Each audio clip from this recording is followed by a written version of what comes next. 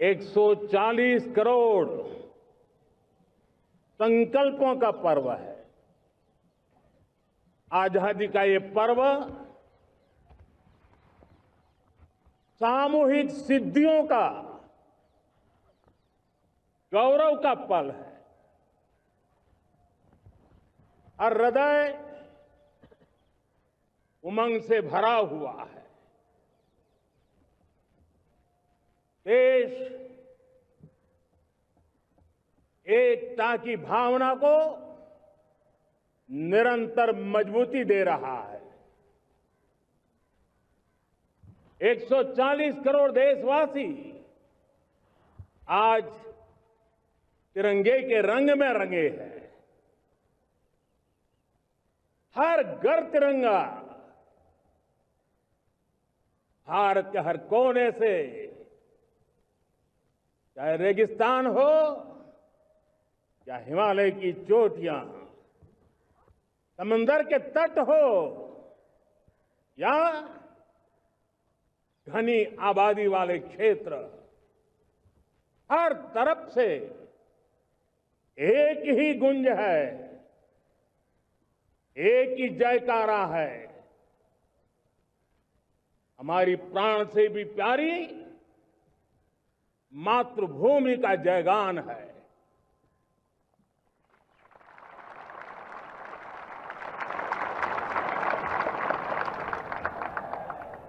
मेरे प्यारे देशवासियों,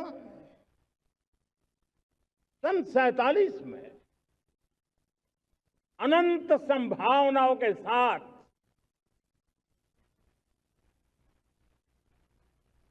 कोटि कोटि भुजाओं के सामर्थ्य के साथ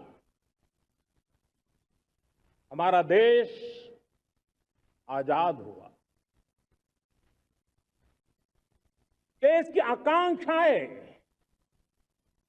उड़ाने भर रही थी, लेकिन चुनौतियां उससे भी कुछ ज्यादा थी। पूज्य बापू के सिद्धांतों पर चलते हुए संविधान सभा के सदस्यों ने एक बहुत ही महत्वपूर्ण दायित्व निभाया। भारत का संविधान गत 75 वर्ष से एक प्रकाश स्तंभ बन करके हमें मार्ग दिखाता रहा है। भारत के संविधान निर्माता अनेक विद महापुरुष डॉक्टर राजेंद्र प्रसाद, बाबा साहब आंबेडकर,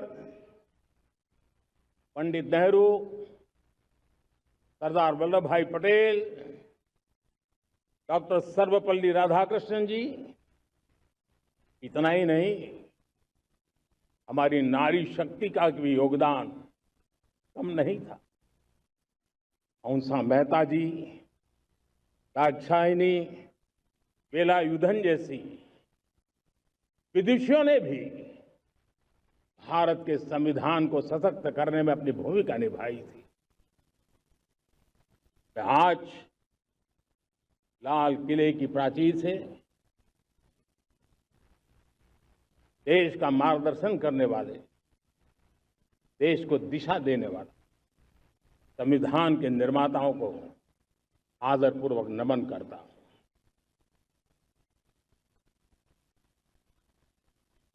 मेरे प्यारे देशवासियों,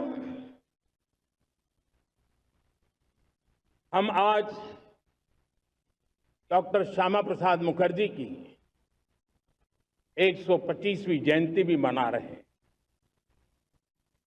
डॉक्टर श्यामा प्रसाद मुखर्जी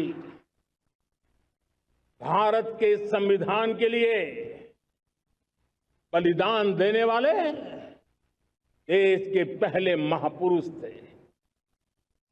संविधान के लिए बलिदान, धारा 370 की दीवार गिराकर एक देश एक संविधान के मंत्र को जब हमने साकार किया तो हमने डॉक्टर श्यामा प्रसाद मुखर्जी को सच्ची श्रद्धांजलि दी। लाल किले पर आज कई विशेष महानुभाव उपस्थित हैं। दूर सुदूर गांव के पंचायतों के सदस्य हैं, ड्रोन दीदी के प्रतिनिधि हैं, लखपति दीदी की प्रतिनिधि हैं, खेल जगत से जुड़े लोग हैं, राष्ट्र जीवन में कुछ न कुछ देने वाले यहां महानुभाव उपस्थित हैं। एक प्रकार से यहां मेरी आंखों के सामने मैं लघु भारत के दर्शन कर रहा हूं और टेक्नोलॉजी के माध्यम से विशाल भारत के साथ भी आज लाल किला जुड़ा हुआ है। मैं आजादी के इस महापर्व पर देशवासियों का, विश्व भर में फैलाए हुए भारत प्रेमियों का, हमारे मित्रों का हृदय से बहुत बहुत अभिनंदन करता हूं। साथियों, प्रकृति हम सब की परीक्षा ले रही है। पिछले कुछ दिनों में प्राकृतिक आपदाएं, भूस्खलन, बादलों का फटना, न जाने कितनी कितनी आपदाएं हम झेल रहे हैं। पीड़ितों के साथ हमारी संवेदना है। राज्य सरकारें और केंद्र सरकार मिलकर के बचाव के काम, राहत के काम, पुनर्वसन के काम में पूरी शक्ति से जुटे हुए हैं।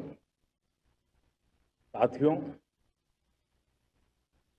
आज 15 अगस्त का एक विशेष महत्व भी मैं देख रहा। मुझे बहुत गर्व हो रहा है।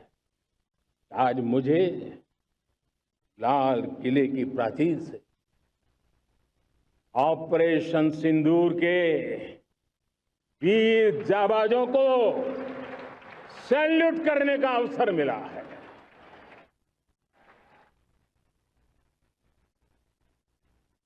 हमारे वीर जाबाज सैनिकों ने दुश्मनों को उनकी कल्पना से परे सजा दी है।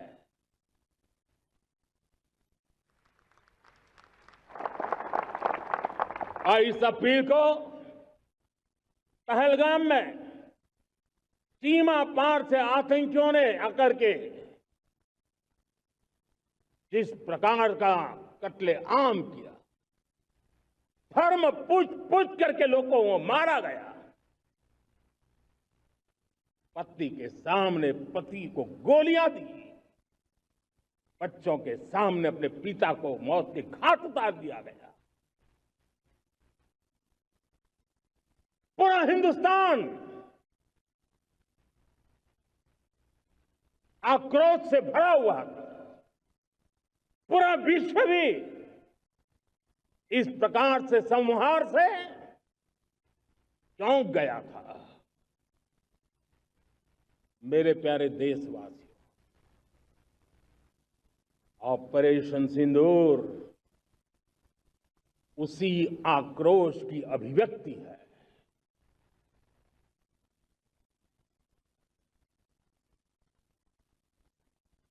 बाईस तारीख के बाद हमने हमारे सेना को खुली छूट दे दी। रणनीति वो तय करे, लक्ष्य वो तय करे, समय भी वो चुने और हमारी सेना ने वो करके दिखाया जो कई दशकों तक कभी हुआ नहीं था। सैकड़ों किलोमीटर दुश्मन की धरती पर घुस करके आतंकी हेडक्वार्टर्स को मिट्टी में मिला दिया। आतंकी इमारतों को खंडहर बना दिया।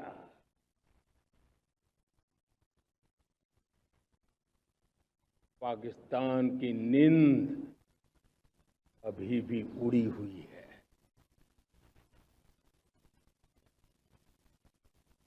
पाकिस्तान में हुई तबाही इतनी बड़ी है कि रोज नए नए खुलासे हो रहे हैं, नई नई जानकारियां आ रही हैं। मेरे प्यारे देशवासियों, हमारा देश कई दशकों से आतंक को झेलता आया हुआ है। देश के सीने को छलनी कर दिया गया है। अब हमने एक न्यू नॉर्मल प्रस्थापित किया। आतंक को और आतंकी को पालने पोसने वालों को, आतंकियों को ताकत देने वालों को अब हम अलग अलग नहीं मानेंगे।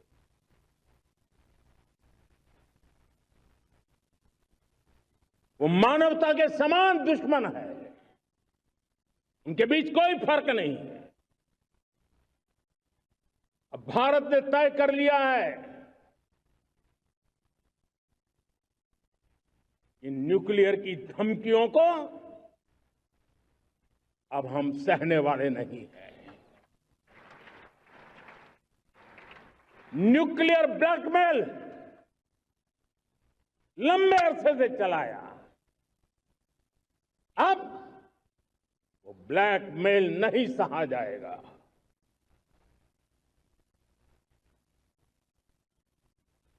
आगे भी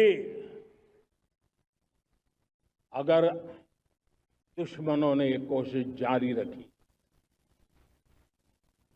हमारी सेना तय करेगी। सेना की शर्तों पर, सेना जो समय निर्धारित करे उस समय पर, सेना जो तौर तरीके तय करे उस तौर तरीके से, सेना जो लक्ष्य तय करे उस लक्ष्य को अब हम अमल में ला करके रहने वाले हैं। हम मुंह तोड़ जवाब देंगे। मेरे प्यारे देशवासियों, भारत ने तय कर लिया है, खून और पानी एक साथ नहीं बहेंगे।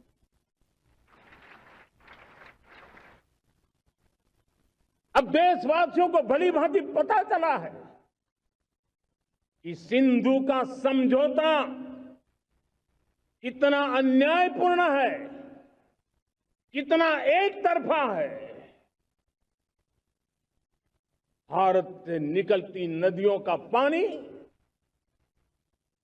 दुश्मनों के खेत को सींच रहा है और मेरे देश के किसान, मेरे देश की धरती पानी के बिना प्यासी है।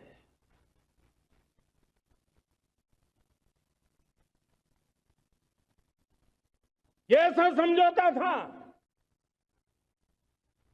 इसने पिछले 7 दशक से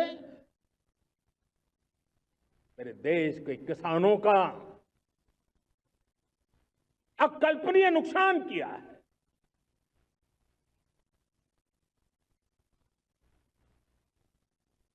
अब हिंदुस्तान के हक का जो पानी है उस पर अधिकार सिर्फ और सिर्फ हिंदुस्तान का है, हिंदुस्तान के किसानों का है। भारत कतई हिंदू समझौते को, उस स्वरूप को दशकों तक सहा है, उस स्वरूप को आगे नहीं सहा जाएगा। किसान हित में, राष्ट्र हित में ये समझौता हमें मंजूर नहीं है। मेरे प्यारे देशवासियों, आजादी के लिए असंख्य लोगों ने बलिदान दी,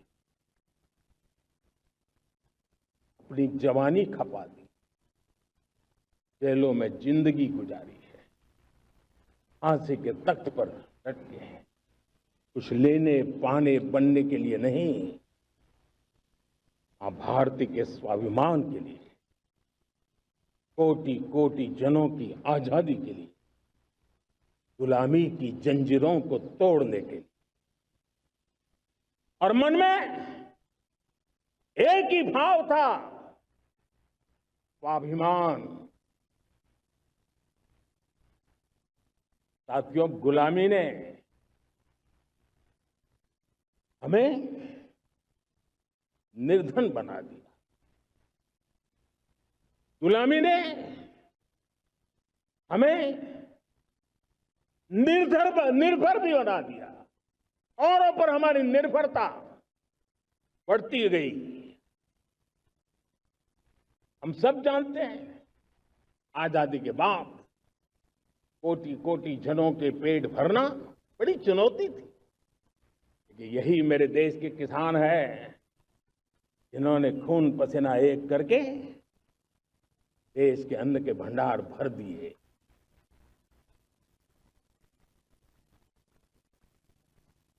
अनाज के संबंध में देश को आत्मनिर्भर बना दिया। एक राष्ट्र के लिए आत्मसम्मान की सबसे बड़ी कसौटी आज भी उसकी आत्मनिर्भरता है।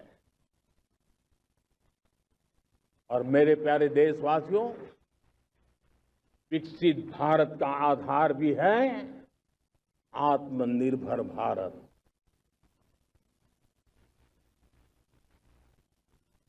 जो दूसरों पर ज्यादा निर्भर रहता है, उसकी आजादी पर उतना ही बड़ा प्रश्न चिन्ह लग जाता है।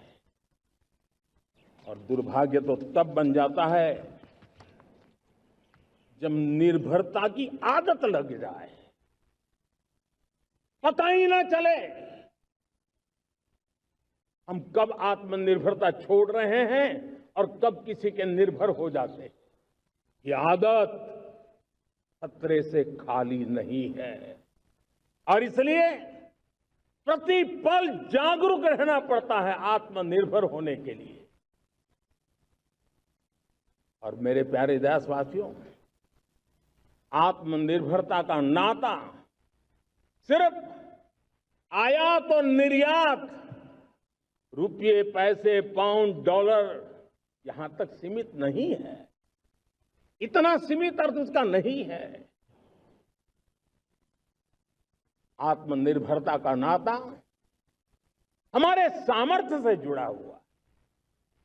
और जब आत्मनिर्भरता खत्म होने लगती है तो सामर्थ्य भी निरंतर क्षीण होता जाता है। और इसलिए हमारे सामर्थ्य को बचाए रखने, बनाए रखने और बढ़ाए रखने के लिए आत्मनिर्भर होना बहुत अनिवार्य है। साथियों, हमने ऑपरेशन सिंदूर में देखा है मेड इन इंडिया की कमाल क्या थी। दुश्मन को पता तक न चला कि कौन से शस्त्रास्त्र है, ये कौन सा सामर्थ्य है जो पलक भर में उनको नष्ट कर रहा है। सोचिए, अगर हम आत्मनिर्भर होते न होते तो क्या ऑपरेशन सिंदूर इतनी त्वरित गति से हम कर पाते? पता नहीं कौन सप्लाई देगा नहीं देगा, साजो सामान मिलेगा नहीं मिलेगा, इसी की चिंता बनी रहती। लेकिन हमें मेड इन इंडिया की शक्ति हमारे हाथ में थी, सेना के हाथ में थी इसलिए बिना चिंता, बिना रुकावट, बिना हिचकिचाहट हमारी सेना अपना पराक्रम करती रही। और ये पिछले 10 साल से लगातार डिफेंस के क्षेत्र में आत्मनिर्भरता पर हम एक मिशन लेकर के चले हैं, उसके नतीजे आज नजर आ रहे हैं। साथियों, मैं एक और विषय पर आपका ध्यान आकर्षित करना चाहता हूं। ये बात से कोई इनकार नहीं कर सकता कि 21वीं सदी टेक्नोलॉजी ड्रिवन सेंचुरी है। और जब टेक्नोलॉजी ड्रिवन है और इतिहास की तरफ नजर करें तो पता है, इतिहास गवाह है, जिन जिन देशों ने टेक्नोलॉजी में महारत हासिल की, वो देश विकास की ऊंचाइयों को पार कर गए, शिखर पर पहुंच गए। आर्थिक शक्ति नए पैमाने पर पहुंचती गई। हम जब टेक्नोलॉजी के अलग अलग आयामों की बात करते हैं तो मैं आपका ध्यान आकर्षित करता हूं सेमीकंडक्टर्स पे। उदाहरण के तौर पे बताता हूं, मैं यहां लाल किले से किसी सरकार की आलोचना करने के लिए खड़ा नहीं हुआ और नहीं मैं करना चाहता, लेकिन देश की युवा पीढ़ी को जानकारी होना भी उतना जरूरी है। हमारे देश में 50-60 साल पहले सेमीकंडक्टर को लेकर के फाइलें शुरू हुई। 50-60 साल पहले फैक्ट्री का विचार चालू हुआ। आप मेरे नौजवानों जानकर के हैरान हो जाएंगे, आज सेमीकंडक्टर जो पूरी दुनिया की एक ताकत बन गया है, 50-60 साल पहले वो विचार, वो फाइलें अटक गई, लटक गई, अटक गई। सेमीकंडक्टर के विचार की ही भ्रूण हत्या हो गई। 50-60 साल गवा दिए। हमारे बाद कई देश सेमीकंडक्टर में आज महारत हासिल करके दुनिया में अपनी ताकत को प्रस्थापित कर रहे हैं। साथियों, आज हमने उस बोझ से मुक्त होकर के मिशन मोड में सेमीकंडक्टर के काम को आगे बढ़ाया है। 6 अलग अलग सेमीकंडक्टर के यूनिट्स जमीन पर उतर रहे हैं। 4 नए यूनिट्स को हमने ऑलरेडी हरी झंडी दिखा दी है, ग्रीन सिग्नल दे दिया है। और देशवासियों और मेरे खास करके नौजवानों और विश्व भर में भारत की टेक्नोलॉजी की ताकत को समझने वाले लोगों को भी कहना चाहूंगा, इसी वर्ष के अंत तक मेड इन इंडिया, भारत की बनी हुई, भारत में बनी हुई, भारत के लोगों द्वारा बनी हुई मेड इन इंडिया चिप्स बाजार में आ जाएगी।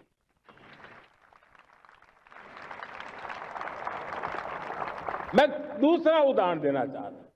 अब ऊर्जा के क्षेत्र में हम सब जानते हैं कि हम एनर्जी के लिए बहुत सारे देशों पर डिपेंडेंट है। पेट्रोल हो, डीजल हो, गैस हो, लाखों करोड़ रुपए हमें खर्च करके लाना पड़ता है। हमें इस संकट से देश को आत्मनिर्भर बनाना, ऊर्जा में आत्मनिर्भर बनाना बहुत जरूरी है। हमने बीड़ा उठाया और आज 11 वर्ष में सोलर एनर्जी 30 गुना बढ़ चुकी है। हम नए नए डैम बना रहे हैं ताकि हाइड्रो का विस्तार हो और हमें क्लीन एनर्जी की उपलब्ध हो। भारत मिशन ग्रीन हाइड्रोजन लेकर के आज हजारों करोड़ रुपए इन्वेस्ट कर रहा है।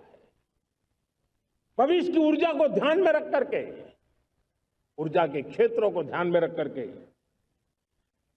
भारत न्यूक्लियर एनर्जी पर भी बहुत बड़े इनिशिएटिव ले रहा है। न्यूक्लियर एनर्जी में 10 नए न्यूक्लियर रिएक्टर तेजी से काम कर रहे हैं। 2047 तक, जो कि हमने विकसित भारत का लक्ष्य तय किया है, जब देश की आजादी के 100 साल होंगे, हम परमाणु ऊर्जा क्षमता 10 गुना से भी अधिक बढ़ाने का संकल्प लेकर के आगे बढ़ रहे हैं। मेरे प्यारे देशवासियों, रिफॉर्म एक निरंतर प्रक्रिया है। समयानुकूल परिस्थिति के अनुसार रिफॉर्म करते जाना होता है। हम न्यूक्लियर एनर्जी के क्षेत्र में बहुत बड़े रिफॉर्म लेकर के आए। अब हमने प्राइवेट सेक्टर के लिए भी परमाणु ऊर्जा को उसके द्वार खोल दिए हैं। हम शक्ति को जोड़ना चाहते। मेरे प्यारे देशवासियों, दुनिया जब आज ग्लोबल वार्मिंग को लिए चिंता करती है, तब मैं विश्व को भी बताना चाहता हूं कि भारत ने तय किया था कि हम 2030 तक क्लीन एनर्जी भारत में 50% पहुंचा देंगे।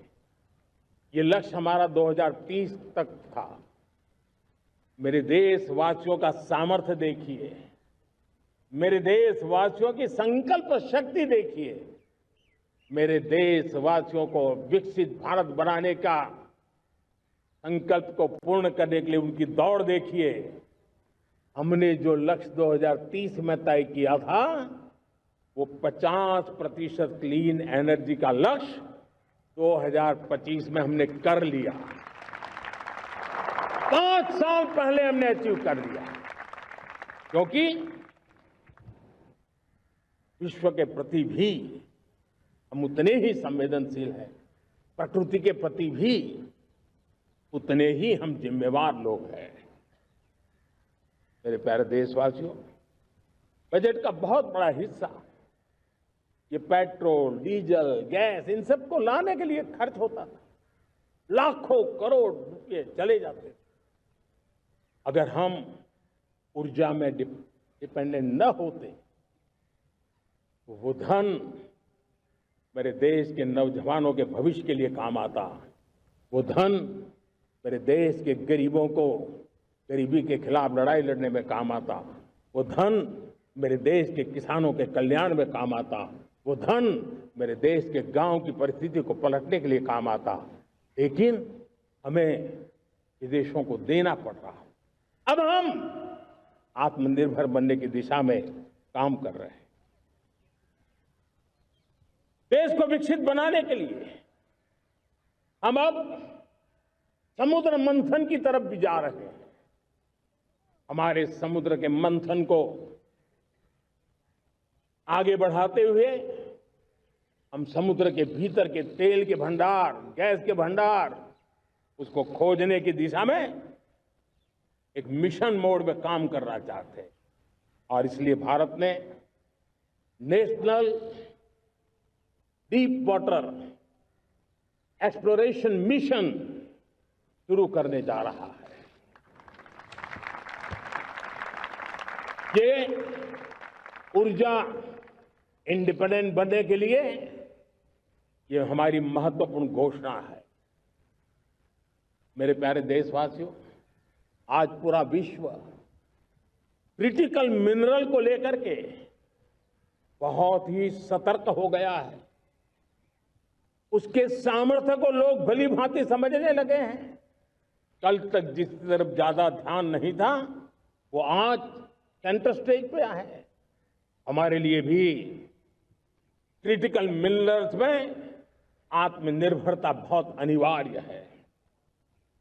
एनर्जी का सेक्टर हो, इंडस्ट्री का सेक्टर हो, रक्षा क्षेत्र हो, टेक्नोलॉजी के हर क्षेत्र हो, आज क्रिटिकल मिनरल्स की टेक्नोलॉजी के अंदर बहुत अहम भूमिका है और इसलिए नेशनल क्रिटिकल मिशन हमने लॉन्च किया है। 1200 से अधिक स्थानों पर खोज का अभियान चल रहा है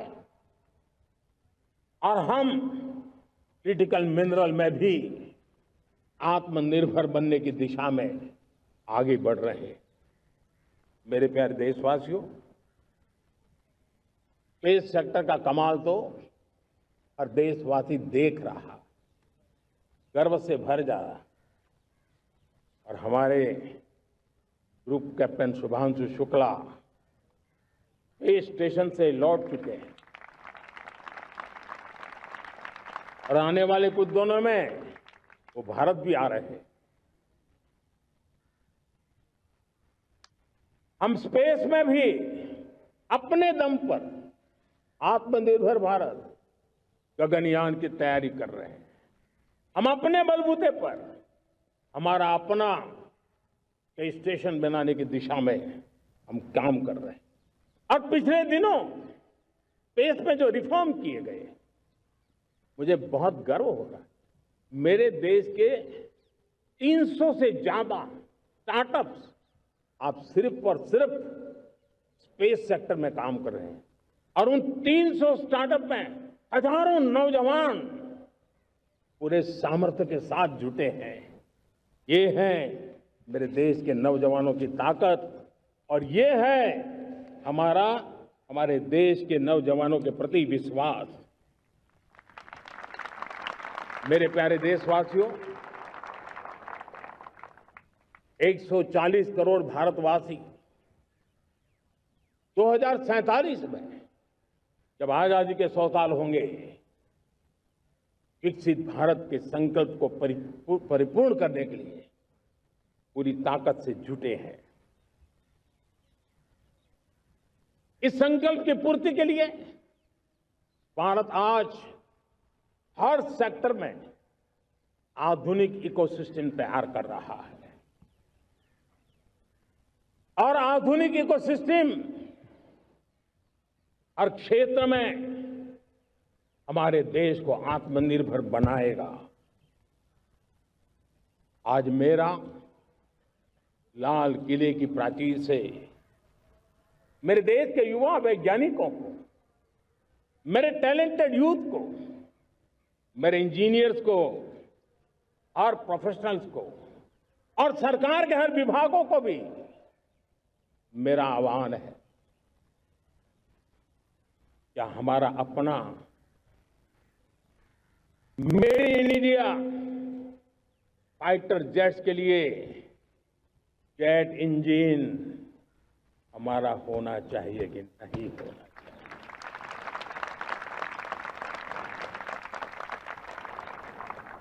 हम फार्मा ऑफ द वर्ल्ड माने जाते हैं।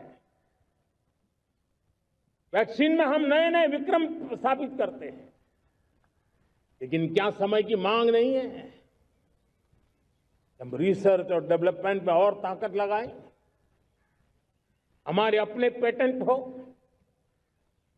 हमारी अपनी बनाई हुई मानव जात के कल्याण की सस्ते से सस्ती और सबसे कारगर नई नई दवाइयों की शोध हो, हर संकट में साइड इफेक्ट के बिना मानव जात के कल्याण में काम आए। बायो 3 पॉलिसी भारत सरकार ने बनाई है। मैं देश के नौजवानों को कहता हूं, आइए बायो 3 पॉलिसी का अध्ययन करके अब कदम उठाइए। देश का भाग्य बदलना है, आपका सहयोग चाहिए। मेरे प्यारे देशवासियों, आज आईटी का युग है, डेटा की ताकत है। क्या समय की मांग नहीं है? ऑपरेटिंग सिस्टम से लेकर के साइबर सुरक्षा तक, डीप टेक से लेकर के आर्टिफिशियल इंटेलिजेंस तक, सारी चीजें हमारी अपनी हो, इस पर हमारे ही लोगों का सामर्थ्य जुटा हुआ हो, उनकी सामर्थ्य शक्ति का विश्व को परिचय कराए। साथियों, आज दुनिया में सोशल मीडिया का हो, बाकी प्लेटफॉर्म का हो, दुनिया के प्लेटफॉर्म पर हम काम कर रहे हैं। दुनिया ने हमने दिखा दिया है, यूपीआई का हमारा प्लेटफॉर्म आज दुनिया को अजोबा कर रहा है। हमारे में सामर्थ्य है। रियल टाइम ट्रांजैक्शन में 50% अकेला भारत यूपीआई के माध्यम से कर रहा है। इसका मतलब की ताकत है। क्रिएटिव वर्ल्ड हो, सोशल मीडिया हो, ये जितने भी प्लेटफॉर्म्स हैं, मेरे देश के नौजवानों में चुनौती करता हूं आपको, आइए हमारे अपने प्लेटफॉर्म क्यों ना हो, हम क्यों दूसरों पर निर्भर रहे, क्यों भारत का धन बाहर जाए। और मुझे आपके सामर्थ्य पर भरोसा है। मेरे प्यारे देशवासी, जैसे ऊर्जा के क्षेत्र में हम डिपेंडेंट हैं, वैसा ही देश का दुर्भाग्य है कि फर्टिलाइजर, उसमें भी हमें दुनिया पर निर्भर रहना पड़ता है।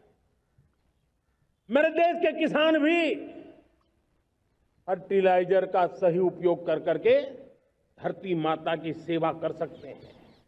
अनाप शनाप उपयोग से भी धरती मां को बहुत नुकसान पहुंचा रहे हैं। लेकिन साथ साथ मैं देश के नौजवानों को कहना चाहता हूं, देश के उद्योग जगत को कहना चाहता हूं, देश के प्राइवेट सेक्टर को कहना चाहता हूं, आइए हम फर्टिलाइजर के भंडार भर दें, हम नए नए तौर तरीके खोजें और भारत की आवश्यकता के अनुसार हम अपना फर्टिलाइजर तैयार करें। हम औरों पर निर्भर न रहे। साथियों, आने वाला युग ईवी का है। अब ईवी बैटरी क्या हम नहीं बनाएंगे? हम निर्भर रहेंगे? सोलर पैनल की बात हो, इलेक्ट्रिक व्हीकल्स के लिए जिन जिन चीजों की आवश्यकताएं हैं, वो हमारी अपनी होनी चाहिए। साथियों, मैं ये इसलिए कहने की हिम्मत करता हूं, क्यों? क्योंकि मुझे देश के नौजवानों के सामर्थ्य पर भरोसा है। और भरोसा सिर्फ वो मेरे देश के नौजवान है इतने मात्र से नहीं है। कोविड के समय हम बहुत सारी चीजों पर निर्भर थे। तो मेरे देश के नौजवानों को कहा गया कि वैक्सीन हमारी अपनी चाहिए, देश ने करके दिखाया। कोविन प्लेटफॉर्म हमारा अपना होना चाहिए, देश ने करके दिखाया। करोड़ों करोड़ों लोगों की जिंदगी बचाने का काम हमने किया है। वही स्पिरिट, वही जज्बा हमें जीवन के हर क्षेत्र में आत्मनिर्भर बनने के लिए अपना सब कुछ देना है। अपना जो बेस्ट है वो हमें दे करके रहना है। साथियों, पिछले 11 साल में एंटरप्रेन्योरशिप, उद्यमशीलता को बहुत बड़ी ताकत मिली। आज लाखों स्टार्टअप्स टियर 2, टियर 3 सिटी में देश की अर्थशक्ति को, देश के इनोवेशन को ताकत दे रहे हैं।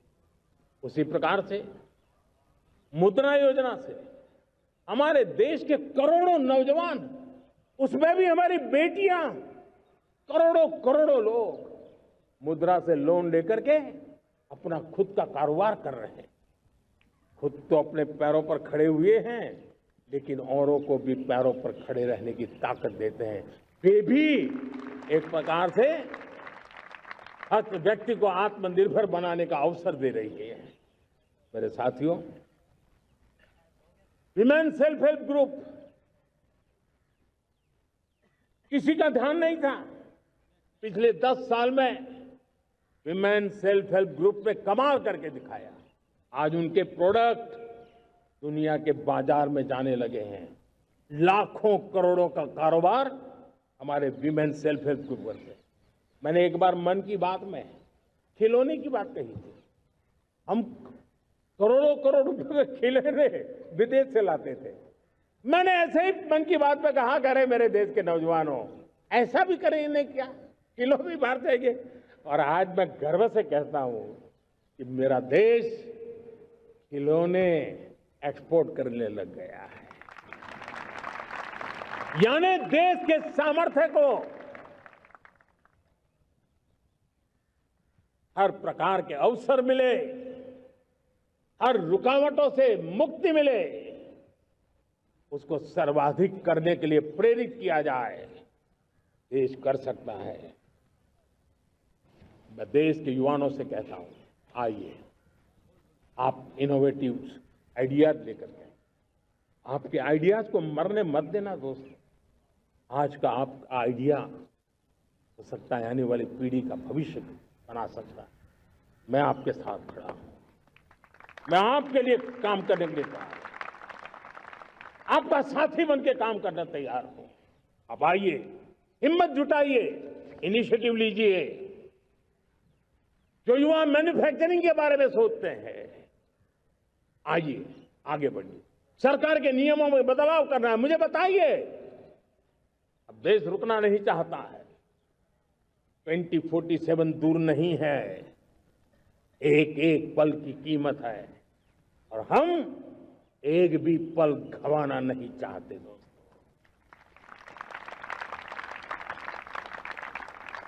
साथियों, ये आगे बढ़ने का अवसर है, बड़े सपने देखने का अवसर है, संकल्प के लिए समर्पित होने का अवसर है। जब सरकार आपके साथ है और मैं स्वयं आपके साथ हूं, तब हम नया इतिहास बना सकते हैं। साथियों, आज नेशनल मैन्युफैक्चरिंग मिशन पर बहुत तेजी से काम हो रहा है। हमारे एमएसएमई उसका लोहा दुनिया मानती है। ये दुनिया में बड़ी बड़ी चीजें बनती है ना, कुछ न कुछ तो औजार हमारे देश के एमएसएमई के द्वारा जाते हैं, बड़े गर्व के साथ जाते हैं। लेकिन हम कॉम्प्रिहेंसिव इंटीग्रेटेड विकास की राह पर जाना चाहते हैं और इसलिए उनकी शक्ति बढ़े। और उसमें भी मैंने पहले एक बार लाल किले से कहा था, जीरो डिफेक्ट जीरो इफेक्ट। मैं आज कहना चाहता हूं कि हमें विश्व बाजार में अपने सामर्थ्य का लोहा मनवाना है, तो हमें क्वालिटी में निरंतर नई ऊंचाइयों को पार करना। दुनिया क्वालिटी को स्वीकार करती है, हमारी गुणवत्ता सबसे ज्यादा हो और सरकार के भी प्रयास हो, रॉ मटेरियल की भी उपलब्धि हो, हमारी प्रोडक्शन की कॉस्ट कैसे कम हो, हम उसमें दम रह रहे हैं। और साथियों, हम सभी जो उत्पादन के क्षेत्र में लगे हैं, उन सबका मंत्र होना चाहिए, दाम कम लेकिन दम ज्यादा। हमारी हर प्रोडक्ट का दम ज्यादा हो लेकिन दाम कम हो। इस भाव को लेकर के हमें आगे बढ़ना है। मेरे प्यारे देशवासियों, आजादी के लिए अनगिनत लोगों ने बलिदान दिए हैं। मैंने पहले भी कहा, जवानी खपा दी, फांसी पे लटक गए। क्यों? स्वतंत्र भारत के लिए 75-100 साल पहले का वो कालखंड याद कीजिए। पूरा देश स्वतंत्र भारत के मंत्र को लेकर के जीता था। आज समय की मांग है, स्वतंत्र भारत का मंत्र लेकर के जीने वालों ने हमें स्वतंत्र भारत दिया। आज 140 करोड़ देशवासियों का एक ही मंत्र होना चाहिए, समृद्ध भारत। अगर कोटि कोटि लोगों के बलिदान से स्वतंत्र भारत हो सकता है, तो कोटि कोटि लोगों के संकल्प से, पुरुषार्थ से, आत्मनिर्भर बनने से, वोकल फॉर लोकल की बात करने से, स्वदेशी का मंत्र को जापने से समृद्ध भारत भी बन सकता है। वो पीढ़ी स्वतंत्र भारत के लिए खप गई थी, ये पीढ़ी समृद्ध भारत के लिए नए कदम उठाए, यही समय की मांग है। और इसलिए मैं आज बार बार आग्रह करता हूं और मैं देश के सभी इन्फ्लुएंसर्स को कहना चाहता हूं, इस मंत्र को आगे बढ़ाने में मेरी मदद कीजिए। मैं सभी राजनीतिक दलों को, राजनेताओं को सबसे कहता हूं कि आइए, ये किसी राजनीतिक दल का एजेंडा नहीं है, भारत हम सबका है। हम मिलकर के वोकल फॉर लोकल उस मंत्र को हर नागरिक के जीवन का मंत्र बनाएं। भारत में बनी हुई, भारत के नागरिकों के पसीने से बनी हुई वो चीजें जिसमें भारत की मिट्टी की महक हो और जो भारत के आत्मनिर्भर के संकल्प को ताकत देता हो, हम उसी को खरीदेंगे, हम उसी का उपयोग करेंगे। हम उस दिशा में आगे आए, यह हमारा सामूहिक संकल्प हो। देखते ही देखते हम दुनिया बदल देंगे दोस्तों। मैं आज हर छोटे मोटे व्यापारी को, दुकानदार से आग्रह करना चाहता हूं, आपकी भी जिम्मेवारी है। हम छोटे थे, हमने कभी बाजार में देखा नहीं था कि शुद्ध घी की दुकान, ऐसे ही लिखा जाता था घी की दुकान। लेकिन समय रहते लोग लिखने लगे शुद्ध घी की दुकान। मैं चाहता हूं देश में ऐसे व्यापारी आगे आए, ऐसे दुकानदार आए कि हाँ, स्वदेशी माल बिकता है, वो बोर्ड लगा रहा है। हम स्वदेशी का गर्व करने लगे। हम स्वदेशी मजबूरी में नहीं, मजबूती के साथ उपयोग करेंगे, मजबूती के लिए उपयोग करेंगे और जरूरत पड़ी तो औरों को मजबूर करने के लिए उपयोग करेंगे। ये हमारी ताकत होनी चाहिए, ये हमारा मंत्र होना चाहिए। मेरे प्यारे देशवासियों,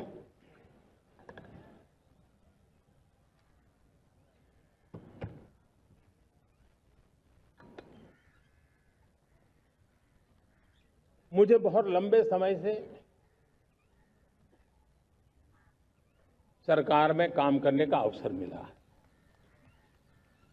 मैंने कई सारे उतार चढ़ाव देखे हैं। सरकारों की मुसीबतों से भी मैं परिचित हूं, व्यवस्थाओं की मर्यादाओं से भी परिचित हूं। लेकिन उसके बावजूद भी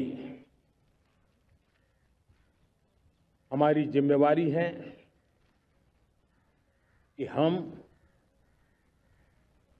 किसी की लकीर को छोटी करने में अपनी ताकत बर्बाद न करें। मैं बड़े अनुभव से कहता हूं, किसी दूसरे की लकीर छोटी करने के लिए अपनी ऊर्जा हमें नहीं खपानी है। हमें पूरी ऊर्जा के साथ हमारी लकीर को लंबा करना है।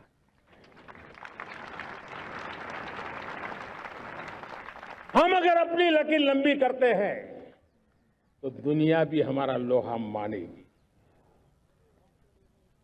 आज जब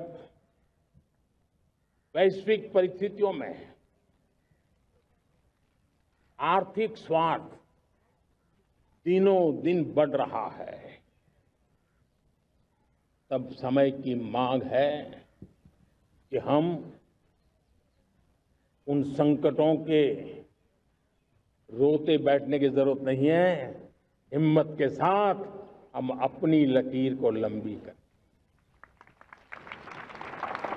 और मैं 25 साल के शासन के अनुभव से कह सकता हूं, अगर ये रास्ता हमने चुन लिया, हर किसी ने चुन लिया, तो फिर कोई स्वार्थ हमें अपनी चंगुल में नहीं फंसा सकता है। मेरे प्यारे देशवासियों, बीता दशक रिफॉर्म, परफॉर्म, ट्रांसफॉर्म कर रहा है। लेकिन अब हमें और नई ताकत से जुड़ना है। पिछले दिनों हमने कई रिफॉर्म्स किए। एफडीआई हो, इंश्योरेंस कंपनी की बात हो, विश्व की यूनिवर्सिटीज को भारत के अंदर स्थान देने की बात हो, कई रिफॉर्म्स किए हैं। 40,000 से ज्यादा अनावश्यक कंप्लायंसेस को हमने खत्म किया है। इतना ही नहीं, 1500 से अधिक पुराने कानून जो बाबा आदम के जमाने के थे, उन सबको हमने खत्म कर दिया है। हमने दर्जनों कानूनों को सरल करने के लिए संसद में जाकर के जनता के हितों को सर्वोपरि रख करके बदलाव किए हैं। इस बार भी हो हल्ला के बीच लोगों तक बात पहुंची नहीं होगी, लेकिन एक बहुत बड़ा रिफॉर्म इनकम टैक्स एक्ट में हुआ है। करीब 280 से ज्यादा धाराएं हमने समाप्त करने का निर्णय किया है। और साथियों, सिर्फ आर्थिक मोर्चे पर ही रिफॉर्म नहीं, हमने नागरिक के जीवन को भी आसान बनाने के लिए रिफॉर्म किए। इनकम टैक्स रिफंड की बात हो, रिफॉर्म का परिणाम है। फेसलेस असेसमेंट की बात हो, रिफॉर्म का परिणाम है। 12 लाख तक आज इनकम टैक्स से मुक्ति दे देना देश का जो भविष्य बनाने में उत्सुक है, ऐसा मेरा मध्यम वर्ग का परिवार आज खुला नहीं समा रहा है। कभी किसी ने सोचा नहीं था कि 12 लाख रुपए तक का इनकम टैक्स पर जीरो कर दिया जाएगा। आज कर लिया है। जब देश का सामर्थ्य बढ़ता है तो देशवासियों को लाभ मिलता है। अंग्रेजों के जमाने से दंड संहिता में हम दबे पड़े थे। दंड का भय दिखा करके जीवन चल रहा था। 75 साल आजादी के ऐसे ही गए। हमने दंड संहिता को खत्म कर दिया, न्याय संहिता को ले आए हैं। न्याय संहिता में भारत के नागरिक के प्रति विश्वास का भाव है। भारत के नागरिक के अंदर अपनेपन का भाव है, संवेदनशीलताओं से भरा हुआ है। हमने रिफॉर्म की यात्रा को तेज करने के लिए बीड़ा उठाया। हम बहुत तेजी से आगे बढ़ना चाहते हैं। मैं चाहता हूं देशवासियों, देश के लिए कर रहा हूं, मैं मेरे लिए नहीं कर रहा हूं, किसी का बुरा करने के लिए नहीं कर रहा हूं। मेरे राजनीतिक दल, मेरे प्रतिस्पर्धी साथी भी देश की इस उज्जवल भविष्य के लिए आगे आए, हमारा साथ दें। स्ट्रक्चरल रिफॉर्म्स की बात हो, रेगुलेटरी रिफॉर्म्स की बात हो, पॉलिसी रिफॉर्म की चर्चा हो, प्रोसेस रिफॉर्म की चर्चा हो, प्रोसीड्यूरल रिफॉर्म्स करने की जरूरत हो, हर प्रकार के रिफॉर्म्स ये आज हमने मकसद बना करके चले हैं। और मेरे प्यारे देशवासियों, नेक्स्ट जनरेशन रिफॉर्म्स के लिए हमें एक टास्क फोर्स गठित करने का निर्णय किया है। ये टास्क फोर्स समय सीमा में इस काम को पूरा करे। वर्तमान नियम, कानून, नीतियां, रीतियां 21वीं सदी के अनुकूल, वैश्विक वातावरण में अनुकूल और भारत को 2047 में विकसित राष्ट्र बनाने के संदर्भ में नए सिरे से तैयार हो और उसका समय सीमा में अपना कार्य पूरा करने के लिए इस टास्क फोर्स की रचना की है। साथियों, ये रिफॉर्म के कारण जो नए लोग अपना भविष्य बनाने चाहते हैं उनको तो हिम्मत मिलेगी। हमारे स्टार्टअप्स हो, हमारे लघु उद्योग हो, हमारे गृह उद्योग हो, उन उद्यमियों को उनकी कंप्लायंस कॉस्ट बहुत कम हो जाएगी और उसके कारण उनको एक नई ताकत मिलेगी। जो एक्सपोर्ट की दुनिया में उनको लॉजिस्टिक सपोर्ट के कारण, व्यवस्थाओं में बदलाव के कारण उनको एक बहुत बड़ी ताकत मिलेगी। साथियों, ऐसे ऐसे कानून है हमारे देश में, छोटी छोटी चीजों के लिए जेल में डालने के कानून है। आप हैरान हो जाएंगे, किसी ने नजर नहीं दौड़ाई। मैं पीछे लगा हूं, ये मेरे देश के नागरिकों को जेल में बंद करने वाले जो अनावश्यक कानून है वो खत्म होने चाहिए। हम संसद में पहले भी बिल लाए थे, इस बार भी लेके आए हैं। साथियों, इस दिवाली में आपकी डबल दिवाली का काम मैं करने वाला हूं। इस दिवाली में आपको एक बहुत बड़ा तोहफा देशवासियों को मिलने वाला है। पिछले 8 साल से हमने जीएसटी का बहुत बड़ा रिफॉर्म किया। पूरे देश में टैक्स के बर्डन को कम किया। टैक्स की व्यवस्थाओं को सरल किया और 8 साल के बाद समय की मांग है कि हम एक बार उसको रिव्यू करें।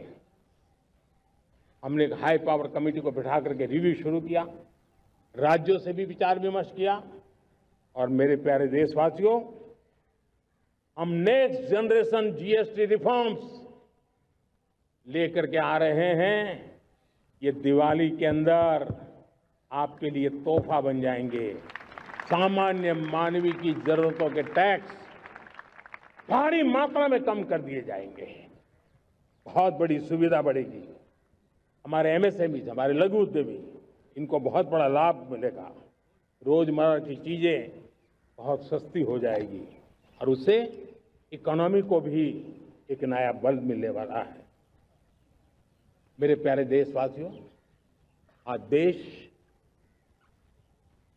तीसरी बड़ी इकोनॉमी बनने के लिए समय तेज गति से आगे बढ़ रहा है। हम दरवाजे खटखटा रहे हैं और बहुत तेजी से हम उसको अचीव भी कर लेंगे। और कोई तो दिन होगा मैं आपके बीच आकर के लाल किले की प्राचीर से ये खबर भी सुनाऊंगा।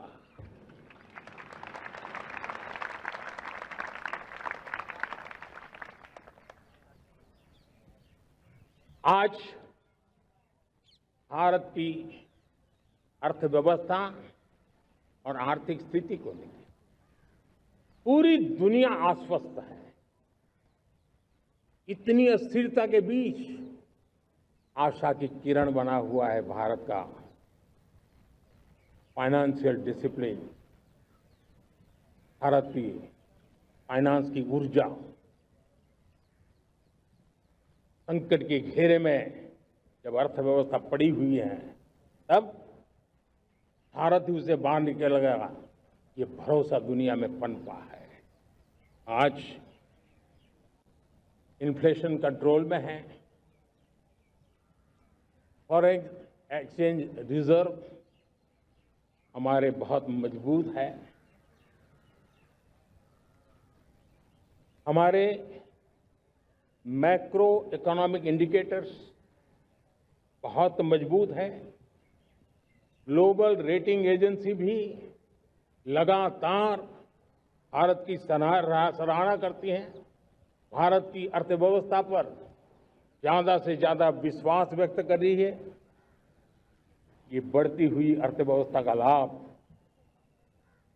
मेरे देश के गरीबों को मिले, मेरे देश के किसानों को मिले, मेरे देश की नारी शक्ति को मिले, मेरे देश के मध्यम वर्ग को मिले, मेरे देश की विकास धारा को ताकत देने वाला बने। उस दिशा में हम नए नए प्रयास करें। आज युवाओं के लिए नए नए सेक्टर्स में हमारे नौजवानों के लिए अवसर बन रहे हैं। स्किल डेवलपमेंट, स्वरोजगार, बड़ी बड़ी कंपनियों में इंटर्नशिप, इस पर एक बहुत बड़े स्तर पर अभियान चल रहा है। और इसलिए देश के नौजवानों, आज मैं आपके लिए भी एक खुश खबर लेकर के आया। मेरे देश के नौजवानों के लिए आया। आज 15 अगस्त है। आज 15 अगस्त के ही दिन मेरे देश के युवाओं के लिए 1 लाख करोड़ रुपए की योजना हम चालू कर रहे हैं, लागू कर रहे हैं। आज से प्रधानमंत्री विकसित भारत रोजगार योजना आज ही 15 अगस्त को लागू हो रही है। ये आपके लिए बहुत खुशखबरी है। इस योजना के तहत निजी क्षेत्र में पहली नौकरी पाने वाले नौजवान को, बेटे बेटी को 15,000 रुपया सरकार की तरफ से दिए जाएंगे। कंपनियों को भी नए रोजगार देने के अवसर जो भी ज्यादा जुटाएगा, उनको भी प्रोत्साहन राशि दी जाएगी।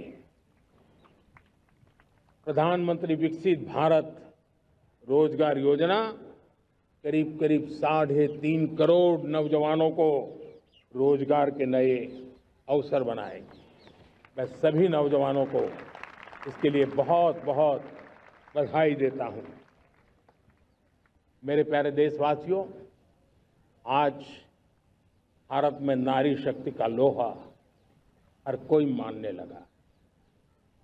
बढ़ती इकोनॉमी की लाभार्थी हमारी नारी है, लेकिन बढ़ती इकोनॉमी को गति देने में भी हमारी नारी का बहुत बड़ा योगदान भी, हमारी मातृशक्ति का योगदान है, हमारी स्त्री शक्ति का योगदान है।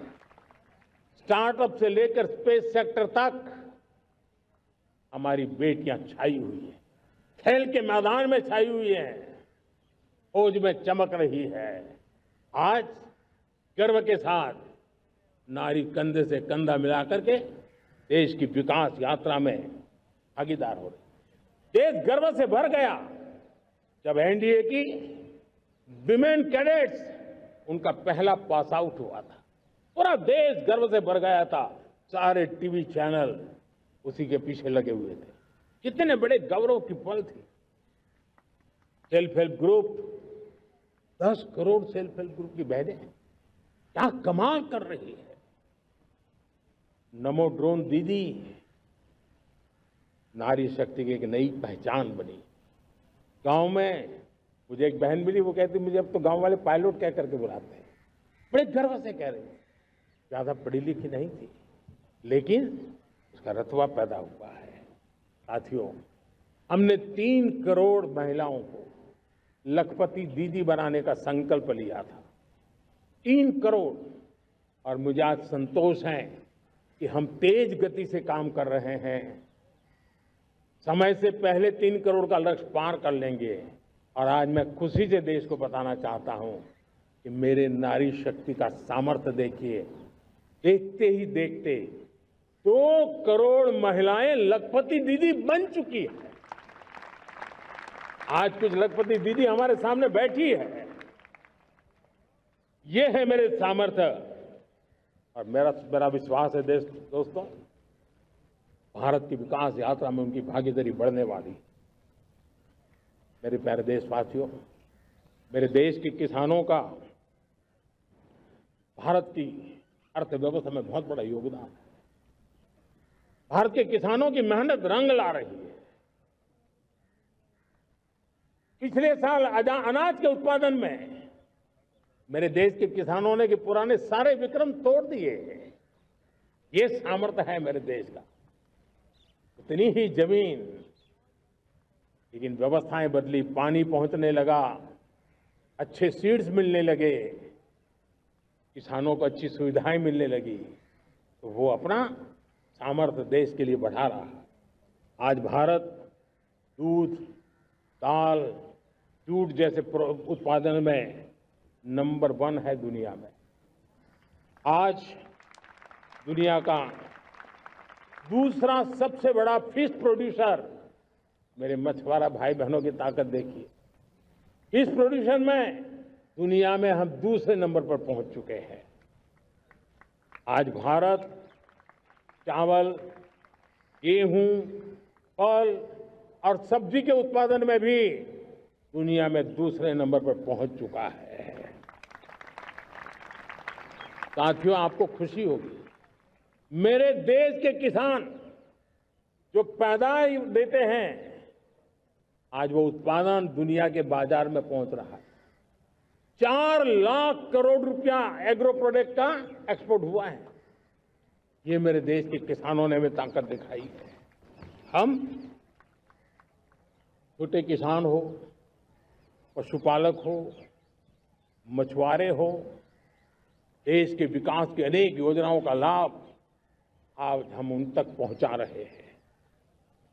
पीएम किसान सम्मान निधि हो, रेन वाटर हार्वेस्टिंग हो, सिंचाई की योजनाएं हो, क्वालिटी सीड्स हो, फर्टिलाइजर की आवश्यकता हो, हर क्षेत्र में आज और किसान को एक भरोसा हो गया है फसल बीमा का। वो साहसिक बना रहा, उसका परिणाम भी देश को मिल रहा है। जो पहले कल्पना की बात थी, आज हकीकत बन गई है। देशवासियों, हमारे देश के पशुधन को बचाने के हमें कोविड की वैक्सीन मुफ्त में मिली, वो तो याद है, लेकिन हम पशुधन के लिए भी अब तक 125 डोज मुफ्त में पशुओं को लगा चुके हैं।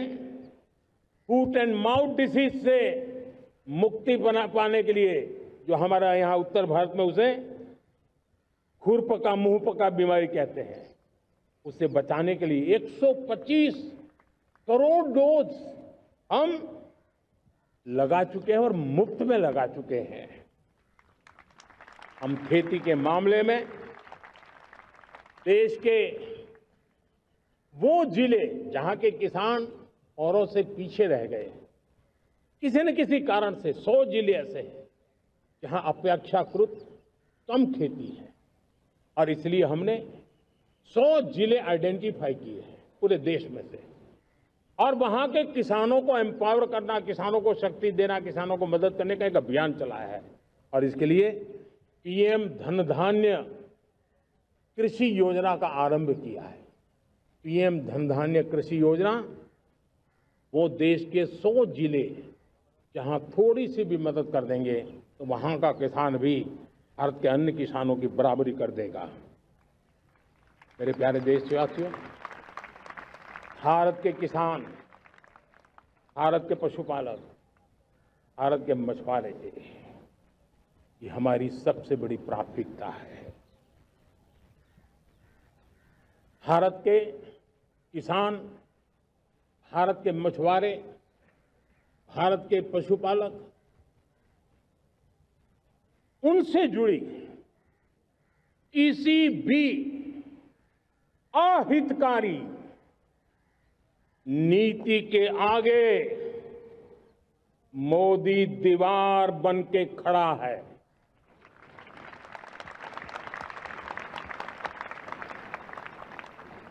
भारत अपने किसानों, अपने पशुपालकों, अपने मछुआरों के संबंध में कभी भी कोई समझौता नहीं स्वीकार करेगा।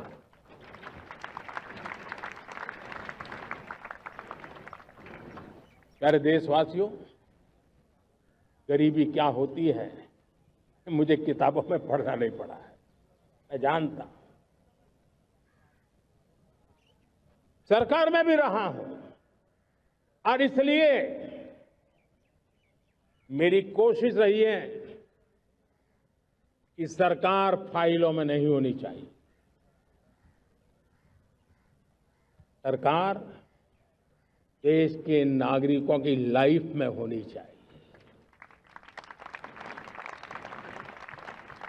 दलित हो, पीड़ित हो, शोषित हो, वंचित हो, उनके लिए सकारात्मक रूप से सरकारें प्रोएक्टिव हो, सरकारें प्रो पीपल हो। उस दिशा में हम निरंतर प्रयास कर रहे हैं। समाज के हर जरूरत व्यक्ति के लिए, कुछ लोगों को लगता है कि सरकार की योजनाएं पहले भी आती, जी नहीं, हम सरकार की योजनाओं को जमीन पर उतार रहे हैं, सैचुरेशन पर बल देते हैं। और सामाजिक न्याय का अगर कोई सच्चा एजुकेशन है तो सैचुरेशन में है, जिसमें कोई हकदार छूटे नहीं, हकदार के घर तक सरकार जाए और उसे अपना हक की चीजें मिले, उसके लिए हम काम कर रहे हैं। जनधन अकाउंट जब खोले गए ना, वो सिर्फ बैंक का अकाउंट था ऐसा नहीं है, उसे एक स्वाभिमान मिला था कि बैंक के दरवाजे मेरे लिए भी खुलते हैं, मैं भी बैंक के दरवाजे में जाकर के टेबल पे हाथ रख करके बात कर सकता हूं। ये विश्वास हमने जगाया है। आयुष्मान भारत ने बीमारी को सहने की आदत से मुक्ति दिलाने का और उनको अच्छे स्वास्थ्य के लिए मदद करने का काम। और जब हम वरिष्ठ नागरिकों को 5 लाख रुपए से ज्यादा मदद कर करके उनके आरोग्य की चिंता करते हैं, आज पीएम आवास 4 करोड़ गरीबों को घर मिलना मतलब जिंदगी के नए सपने वहां सजते हैं। वो सिर्फ 4 दीवारें नहीं है दोस्तों, रेहड़ी पटरी वालों के लिए पीएम स्वनिधि योजना, जो कभी प्याज के चक्कर में फंसा रहता था, आज पीएम स्वनिधि से रेहड़ी पटरी वाला भी, और आपने देखा वो यूपीआई से पैसे लेता है, यूपीआई से पैसे देता है। ये बदलाव आखिरी व्यक्ति तक चिंता, लोगों की लाइफ में सरकार होनी चाहिए। उसी के कारण ये जमीन से जुड़ी योजनाएं बनती हैं, और जमीन से जुड़ी योजनाएं जमीन पर उतरती हैं, और जमीन से उतरी हुई योजनाएं जीवन में बदलाव लाने का एक सशक्त माध्यम बन जाती हैं। एक समय था, गरीब हो, पीड़ित हो, आदिवासी हो, वंचित हो, दिव्यांग हो, हमारी विधवा माताएं बहनें हो, अपने हक के लिए दर दर भटकते रहते थे। सरकारी दफ्तरों में चक्कर लगाते लगाते जिंदगी पूरी हो जाती। आज सरकार आपके दरवाजे पर आती है, सैचुरेशन के अप्रोच को लेकर के आती है, करोड़ों लाभार्थियों को सरकारी योजनाओं का लाभ मिल रहा है। डायरेक्ट बेनिफिट ट्रांसफर एक बहुत बड़ा क्रांतिकारी काम हुआ है। साथियों, गरीबी हटाओ के नारे देश ने बहुत सुने हैं, लाल किले से भी सुने, और देश सुन सुन करके थक गया था, और देश ने मान लिया था कि गरीबी हट नहीं सकती है। लेकिन जब हम योजनाओं को गरीब के घर तक ले जाते हैं, विश्वास को गरीब के मन में हम पैदा करते हैं, तब मेरे देश के 25 करोड़ गरीब गरीबी को परास्त कर करके, गरीबी से बाहर निकल करके एक नया इतिहास बनाते हैं। आज 10 करोड़ गरीब, और 10 वर्ष में 25 करोड़ से ज्यादा गरीब गरीबी को परास्त कर करके गरीबी से बाहर निकले हैं, और एक न्यू मिडिल क्लास तैयार हुआ है। मेरे साथियों, ये न्यू मिडिल क्लास और मिडिल क्लास एक ऐसी जुगलबंदी है जिसमें एस्पिरेशन भी है, एफर्ट भी है। वो देश को आगे बढ़ाने के लिए बहुत बड़ा सामर्थ्य बनने वाली है। मेरे प्यारे देशवासियों, बहुत ही निकट भविष्य में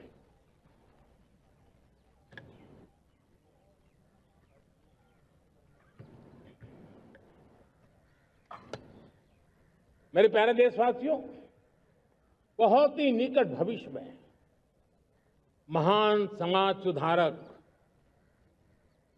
महात्मा ज्योतिबा फुले जी की 200वीं जयंती आ रही है। हम उस जयंती के समारोह शुरू करने जा रहे हैं, और महात्मा ज्योतिबा फुले के सिद्धांत, उन्होंने जो मंत्र दिए, उसमें हमारे लिए प्रेरणा है। पिछड़े को प्राथमिकता, पिछड़े को प्राथमिकता देते हुए हम परिवर्तन की ऊंचाइयों को प्राप्त करना चाहते हैं। हम इसके लिए परिश्रम की पराकाष्ठा करना चाहते हैं। हम पारदर्शी नीतियों के द्वारा पिछड़ों को प्राथमिकता, ये हम धरती पर उतारना चाहते हैं, हर पिछड़े के जीवन में उतारना चाहते हैं।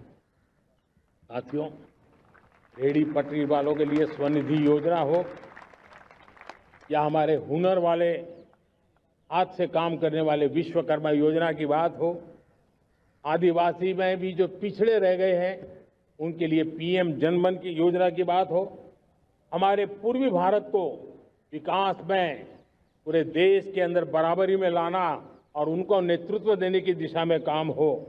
हम सिर्फ समाज पिछड़े हो उनकी चिंता तक अटकने वाले नहीं है।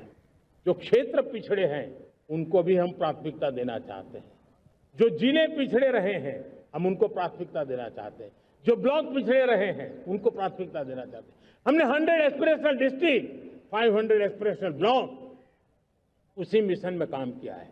हमने पूर्वी भारत के विकास के लिए हजारों करोड़ रुपए के इंफ्रास्ट्रक्चर के प्रोजेक्ट को बल दिया है। हमने पूर्वी भारत के जीवन को बदल करके देश की विकास यात्रा में भागीदार बनने का।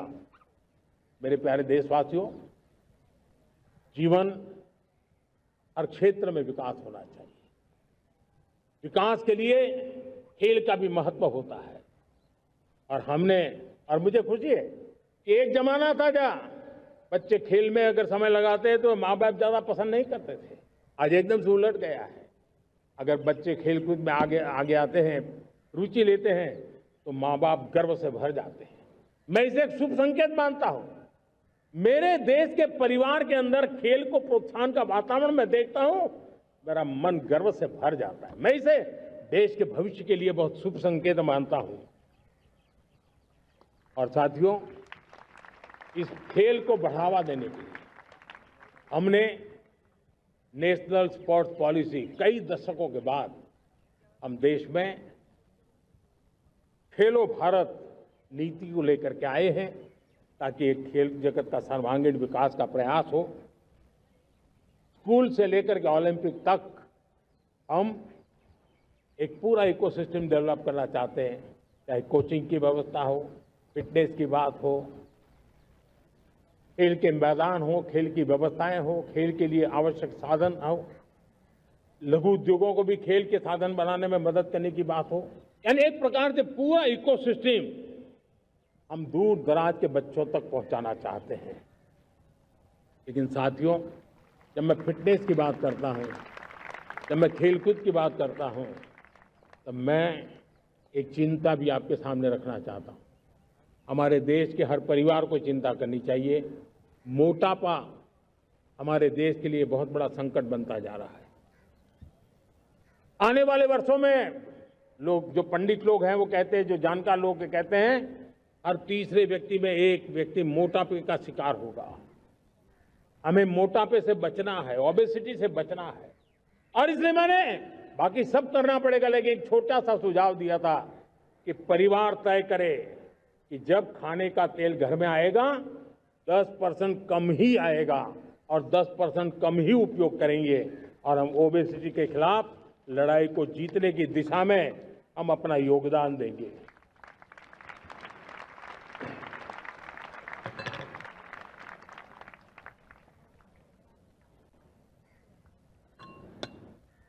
मेरे प्यारे देशवासियों, हमारा देश भाग्यवान है। हजारों साल की विरासत के हम धनी हैं, और वो हमें निरंतर ऊर्जा मिलती है, प्रेरणा मिलती है, त्याग और तपस्या की राह मिलती है। आज गुरु तेग बहादुर, यह वर्ष गुरु तेग बहादुर जी का 350वां शहीदी वर्ष है। देश की संस्कृति की रक्षा, भारत के मूल्यों की रक्षा के लिए उन्होंने अपना सब कुछ न्योछावर कर दिया। मैं आज उनको नमन करता हूं। साथियों, हमारी संस्कृति की ताकत हमारी विविधता है। हम विविधता को सेलिब्रेट करना चाहते हैं। हम विविधता को सेलिब्रेट करने की आदत बनाना चाहते हैं। यह हमारा गौरव है कि हमारा भारत माँ का यह बगीचा कितने विविध प्रकार के फूलों से सजा हुआ है, कितनी विविधताएं हैं। ये विविधता हमारे लिए एक बहुत बड़ा, हमारी विरासत है, बहुत बड़ा गौरव है। हमने प्रयागराज के महाकुंभ में देखा भारत की विविधता को कैसे जिया जाता है। एक स्थान पर करोड़ों लोग, एक ही भाव, एक ही प्राण, एक ही प्रयास, दुनिया के लिए बहुत बड़ा अजूबा है। महाकुंभ की वो सफलता भारत की एकता की, भारत के सामर्थ्य की दुहाई देती है। साथियों, हमारा देश भाषाओं की विविधता से बहुत ही भरा हुआ है, पुलकित है। और इसीलिए हमने मराठी, असमिया, बांग्ला, पाली, प्राकृत को क्लासिकल लैंग्वेज का दर्जा दिया है। और मेरा मत है, हमारी भाषाएं जितनी विकसित होगी, हमारी सभी भाषाएं जितनी समृद्ध होगी, हमारे नॉलेज के सिस्टम को भी उतना ही बल मिलने वाला है। और हमारी वो ताकत है, और जब डेटा का जमाना है ना, तो ये ताकत दुनिया के लिए भी बड़ी ताकत बन सकती है। इतना सामर्थ्य हमारी लैंग्वेज में। हमें हमारी सभी भाषाओं पर गर्व होना चाहिए। हमारी सभी भाषाओं के विकास के लिए हर किसी ने बनते हुए प्रयास करना चाहिए। साथियों, पांडुलिपि में हमारे ज्ञान के भंडार पड़े हैं, लेकिन उसके प्रति उदासीनता रही है। इस बार हमने ज्ञान भारतम योजना के तहत देश भर में जहां भी हस्तलिखित ग्रंथ है, जहां पांडुलिपियां हैं, सदियों पुराने जो दस्तावेज हैं, उनको खोज खोज करके आज की टेक्नोलॉजी का उपयोग करते हुए उस ज्ञान की समृद्धि को आने वाली पीढ़ियों के लिए काम आए, उस दिशा में काम कर रहे हैं। मेरे प्यारे देशवासियों, हमारा स्पष्ट मत है, यह देश सिर्फ सरकारें नहीं बनाती है, ये देश राज सत्ता पर विराजमान लोग ही नहीं बनाते हैं, ये देश शासन की धुरा संभालने वाले नहीं बनाते हैं। ये देश बनता है कोटि कोटि जनों के पुरुषार्थ से, ऋषियों के, मुनियों से, वैज्ञानिकों के, शिक्षकों के, किसानों के, जवानों के, सेना के, मजदूरों के, हर किसी के प्रयास से देश बनता है। हर किसी का योगदान होता है, व्यक्ति का भी होता है, संस्थाओं का भी होता है। आज मैं बहुत गर्व के साथ एक बात का जिक्र करना चाहता हूं। आज से 100 साल पहले एक संगठन का जन्म हुआ, राष्ट्रीय स्वयंसेवक संघ। 100 साल की राष्ट्र की सेवा एक बहुत ही गौरवपूर्ण स्वर्णिम पृष्ठ है। व्यक्ति निर्माण से राष्ट्र निर्माण के संकल्प को लेकर के 100 साल तक मां भारती का कल्याण का लक्ष्य लेकर के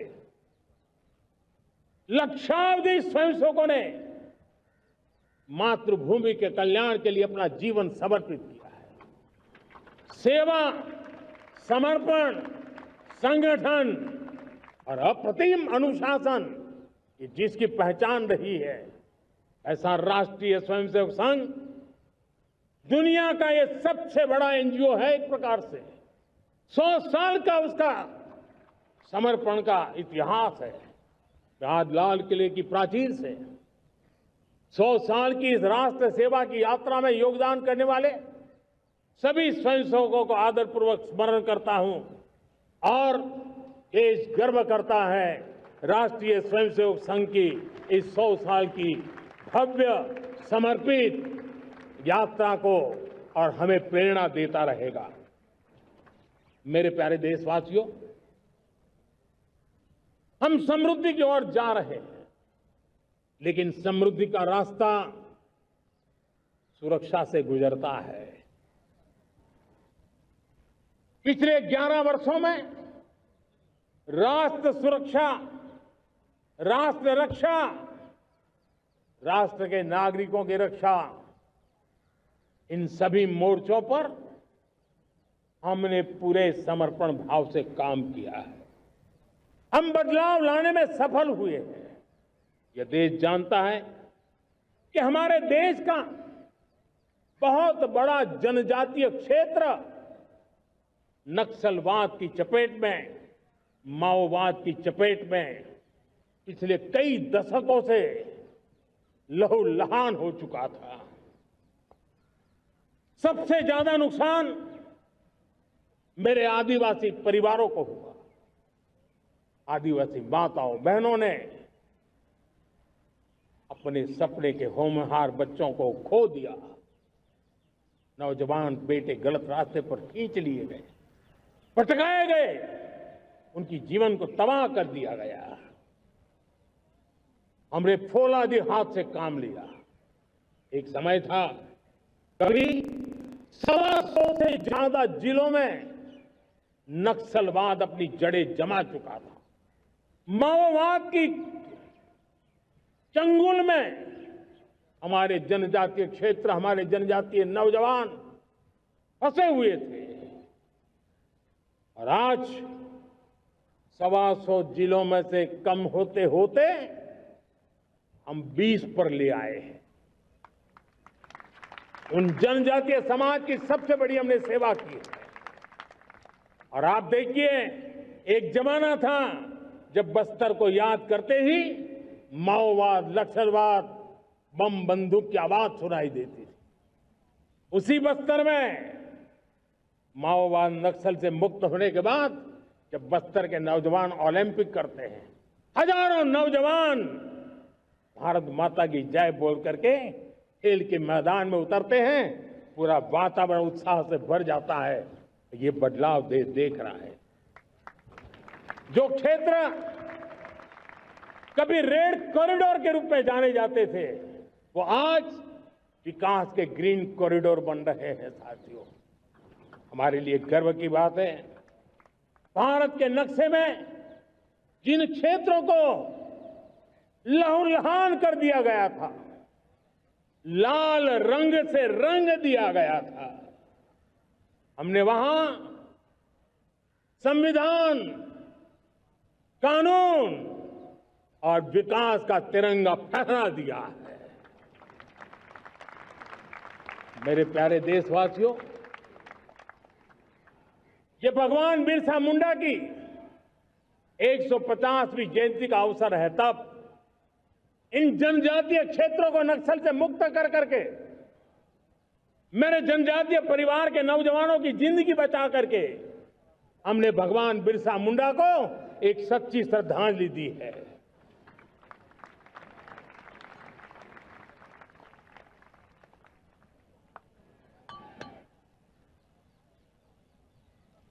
मेरे प्यारे देशवासियों, मैं आज देश के सामने एक चिंता, एक चुनौती के संबंध में आगाह करना चाहता हूं। षड्यंत्र के तहत, सोची समझी साजिश के तहत देश की डेमोग्राफी को बदला जा रहा है। एक नए संकट के बीज बोए जा रहे हैं और ये घुसपैठिए मेरे देश के नौजवानों की रोजी रोटी छीन रहे हैं। एक घुसपैठिए मेरे देश की बहन बेटियों को निशाना बना रहे हैं। ये बर्दाश्त नहीं होगा। ये घुसपैठिए भोले भाले आदिवासियों को भ्रमित करके उनकी जमीनों पर कब्जा कर रहे हैं। ये देश सहन नहीं करेगा। और इसलिए मेरे प्यारे देशवासियों, जब डेमोग्राफी परिवर्तन होता है, सीमावर्ती क्षेत्रों में डेमोग्राफी में परिवर्तन होता है, तब राष्ट्रीय सुरक्षा के लिए संकट पैदा होता है। देश की एकता, अखंडितता और प्रगति के लिए ये संकट पैदा, सामाजिक तनाव के बीज बो देता है। और कोई देश अपना देश घुसपैठियों के हवाले नहीं कर सकता है। दुनिया का कोई देश नहीं कर सकता है, तो हम भारत को कैसे कर सकते हैं? हमारे पूर्वजों ने त्याग और बलिदान से आजादी पाई है, हमें स्वतंत्र भारत दिया है। उन महापुरुषों के प्रति हमारा कर्तव्य है कि हम हमारे देश में ऐसी हरकतों को स्वीकार न करें। उनकी सच्ची श्रद्धांजलि होगी। और इसलिए मैं आज लाल किले की प्राचीर से कहना चाहता हूं, हमने एक हाई पावर्ड डेमोग्राफी मिशन शुरू करने का निर्णय किया है। ये मिशन, इस मिशन के द्वारा ये जो भीषण संकट नजर आ रहा है, भारत पे मंडरा रहा है जो संकट है, उसको निपटाने के लिए तय समय में सुविचारित, सुनिश्चित रूप से अपने कार्य को करेगा। उस दिशा में हम आगे बढ़ रहे हैं। मेरे प्यारे देशवासियों, कल जन्माष्टमी का पावन पर्व है। भगवान श्री कृष्ण का जन्मोत्सव देश में मनाया जाता है। साथियों, जब मुझे भगवान श्री कृष्ण याद आते हैं तो हम देख रहे हैं कि पूरे विश्व में आज युद्ध के तौर तरीके बदल रहे हैं। हमने देखा है कि भारत युद्ध के हर नए तौर तरीकों को निपटने में समृद्ध है। हमने ऑपरेशन सिंदूर में दिखा दिया है। टेक्नोलॉजी में जो भी महारत थी, पाकिस्तान ने हमारे सैन्य ठिकानों पर, हमारे एयरबेस पर, हमारे संवेदनशील स्थलों पर, हमारे आस्था के केंद्रों पर, हमारे नागरिकों पर मिसाइल्स, ड्रोन अनगिनत मात्रा में उन्होंने वार किया। देश ने देखा है, लेकिन देश को सुरक्षित रखने के जो प्रयास पिछले 10 साल में हुए हैं, उस ताकत का परिणाम था कि उनके हर हमले को हमारे जाबाजों ने और हमारी टेक्नोलॉजी ने तिनके की तरह बिखेर दी।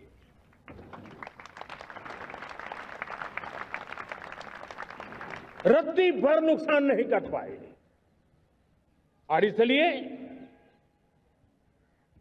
जब युद्ध के मैदान में टेक्नोलॉजी का विस्तार हो रहा है, टेक्नोलॉजी हावी हो रही है, तब राष्ट्र की रक्षा के लिए, देश के नागरिकों की सुरक्षा के लिए हमें भी, हमने जो आज महारत पाई है, वो महारत का और विस्तार करने की जरूरत है। हमने आज जो महारत पाई है, उसको लगातार अपग्रेड करते रहने की आवश्यकता है। और इसलिए साथियों, मैंने एक संकल्प लिया है, मुझे आपके आशीर्वाद चाहिए, कोटि कोटि देशवासियों के आशीर्वाद चाहिए, क्योंकि समृद्धि कितनी ही क्यों न हो, अगर सुरक्षा के प्रति उदासीनता बरतते हैं तो समृद्धि भी किसी काम की नहीं रहती। और इसलिए सुरक्षा का महत्व बहुत बड़ा है। और इसलिए मैं आज लाल किले की प्राचीर से कह रहा हूं, आने वाले 10 साल में 2035 तक राष्ट्र के सभी महत्वपूर्ण स्थलों, जिनमें सामरिक के साथ साथ सिविलियन क्षेत्र भी शामिल है, जैसे अस्पताल हो, रेलवे हो, जो भी आस्था के केंद्र हो, उन्हें टेक्नोलॉजी के नए प्लेटफॉर्म द्वारा पूरी तरह सुरक्षा का कवच दिया जाएगा। ये सुरक्षा का कवच लगातार विस्तार होता जाए, देश का हर नागरिक सुरक्षित महसूस करे, किसी भी प्रकार की टेक्नोलॉजी हम पर वार करने आ जाए, हमारी टेक्नोलॉजी उससे बेहतर सिद्ध हो। और इसलिए आने वाले 10 साल 2035 तक मैं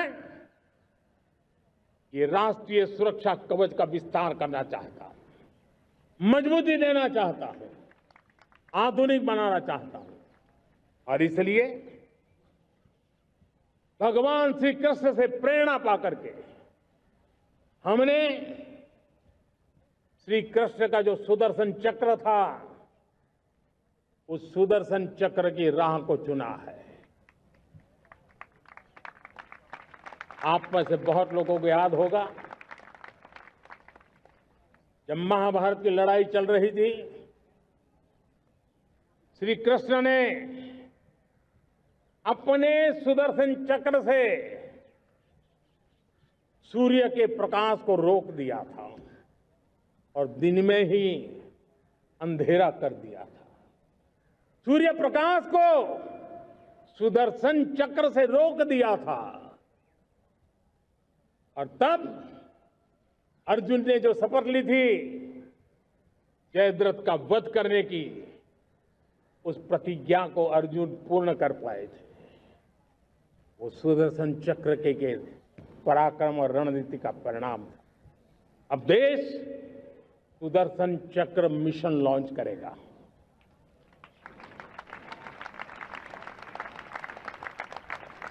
ये मिशन सुदर्शन चक्र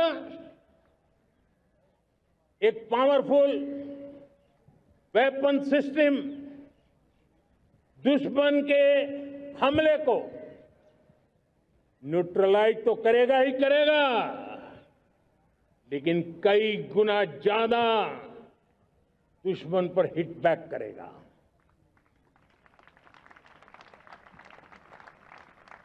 हमने भारत के इस मिशन सुदर्शन चक्र के लिए कुछ मूलभूत बातें भी तय की है। आने वाले 10 सालों में हम उसको प्रखरता से आगे बढ़ाना चाहते हैं। एक तो ये पूरी आधुनिक सिस्टम, इसके लिए रिसर्च, डेवलपमेंट, उसकी मैन्युफैक्चरिंग हमारे देश में ही हो, हमारे देश के नौजवानों के टैलेंट से हो, हमारे देश के लोगों के द्वारा बनी। दूसरा, एक ऐसी व्यवस्था होगी जो वॉरफेयर के हिसाब से भविष्य में क्या क्या संभावनाएं हैं उसका हिसाब किताब लगा करके +1 की स्ट्रेटेजी वर्कआउट करेगी। और तीसरा, सुदर्शन चक्र की एक ताकत थी, वो बहुत ही प्रिसाइज, जहां जाना था वहीं जाता था और वापस श्री कृष्ण के पास लौट के आता था। हम इस सुदर्शन चक्र के द्वारा भी टारगेटेड प्रिसाइज एक्शन के लिए भी व्यवस्था को विकसित करने की दिशा में आगे बढ़ेंगे। और इसलिए युद्ध के बदलते तौर तरीकों में राष्ट्र की सुरक्षा, नागरिकों की सुरक्षा के लिए मैं बड़े प्रतिबद्धता के साथ इस कार्य को आगे बढ़ाने के लिए वचन देता हूं। मेरे प्यारे देशवासियों, जब हम लोकतंत्र की बात करते हैं, स्वतंत्र भारत की बात करते हैं, तब हमारा संविधान हमारे लिए सर्वोच्च दीप स्तंभ होता है, हमारा प्रेरणा का केंद्र होता है। लेकिन आज से 50 साल पहले भारत के संविधान का गला घोंट दिया गया था, भारत के संविधान के पीठ पे छुरा भोंक दिया गया था, देश को जेल खाना बना दिया गया था, आपातकाल लगा दिया गया था, इमरजेंसी थोप दी गई थी। इमरजेंसी के 50 साल हो रहे हैं। देश की किसी भी पीढ़ी ने संविधान की हत्या के इस पाप को कभी भूलना नहीं चाहिए। संविधान की हत्या करने वाले पापियों को नहीं भूलना चाहिए। और हमें भारत के संविधान के प्रति अपने समर्पण को और मजबूती देते आगे बढ़ना चाहिए। वो हमारी प्रेरणा है।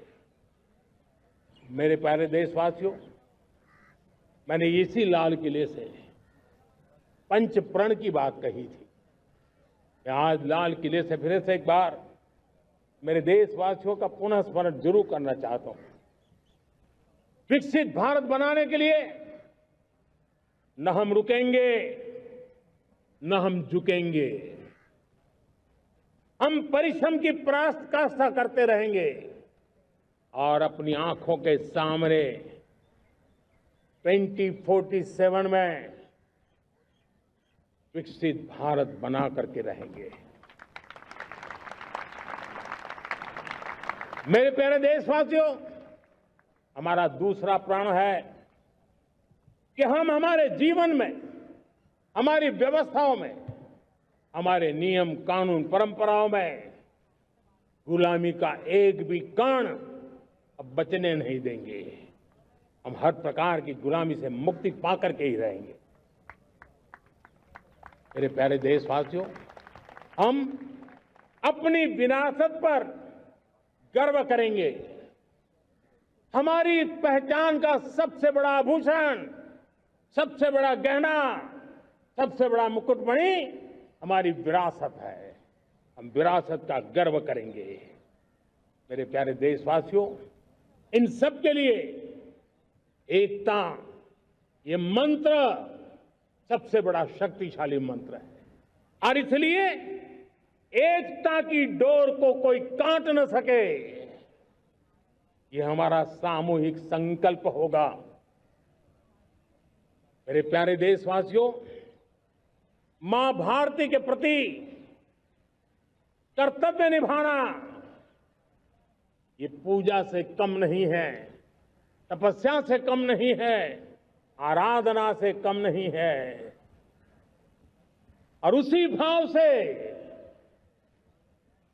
हम सब मातृभूमि के कल्याण के लिए परिश्रम की पराकाष्ठा करते हुए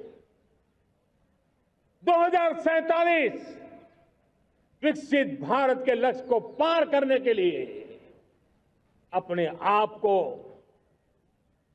खपा देंगे, अपने आप को झोंक देंगे। जो भी सामर्थ्य है, कोई भी अवसर को छोड़ेंगे नहीं।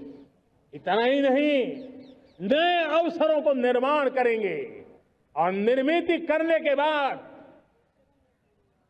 हम 140 करोड़ देशवासियों के सामर्थ्य से आगे बढ़ते ही रहेंगे, बढ़ते ही रहेंगे, बढ़ते ही रहेंगे। मेरे प्यारे देशवासियों, हमें याद रखना है, 140 करोड़ देशवासियों को याद रखना है, परिश्रम में जो तपा है, परिश्रम में जो तपा है, उसने ही तो इतिहास रचा है। परिश्रम में जो तपा है, उसने ही तो इतिहास रचा है। जिसने फौलादी चट्टानों को तोड़ा है, जिसने फौलादी चट्टानों को तोड़ा है, उसने ही समय को मोड़ा है। जिसने फौलादी चट्टानों को तोड़ा है, उसने ही समय को मोड़ा है। और समय को मोड़ देने का भी, समय को मोड़ देने का भी यही समय है, सही समय है। मेरे प्यारे देशवासियों, एक बार फिर आप सबको आजादी के इस महान पर्व की अनेक अनेक शुभकामनाएं देता हूं, बहुत बहुत बधाई देता हूं। मेरे साथ बोलेंगे, जय हिंद, जय हिंद, जय हिंद। भारत माता की, भारत माता की, भारत माता की। वंदे, वंदे, वंदे। बहुत बहुत धन्यवाद।